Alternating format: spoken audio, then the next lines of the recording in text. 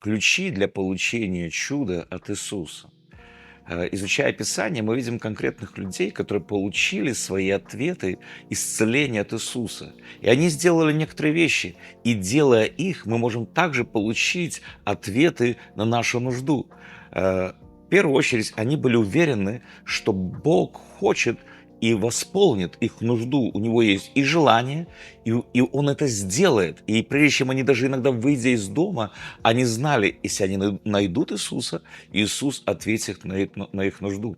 Также они были уверены и знали, что Иисус должен сделать для них, как это произойдет. Они даже так уверенно и говорили, что так и произойдет, как женщина с кровотечением говорила, как только прикоснусь к краю его одежды, я исцелюсь.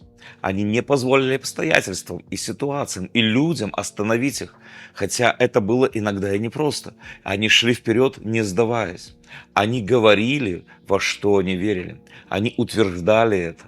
И, конечно, одна из самых главных вещей, они послушались Иисуса и сделали то, что Он им сказал сделать. И когда это все произошло, они еще сделали очень важную вещь.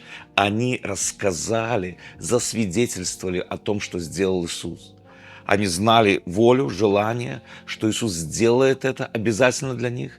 Они шли с уверенностью и понимали, что Иисус будет делать. Они даже говорили, что Иисус будет делать. Они не боялись обстоятельств, и они шли до конца. И когда это произошло, когда они проявили свое послушание, подчинение, они засвидетельствовали. Это то, что мы можем сделать. И это несложно. Просто надо идти, не сдаваясь, до конца.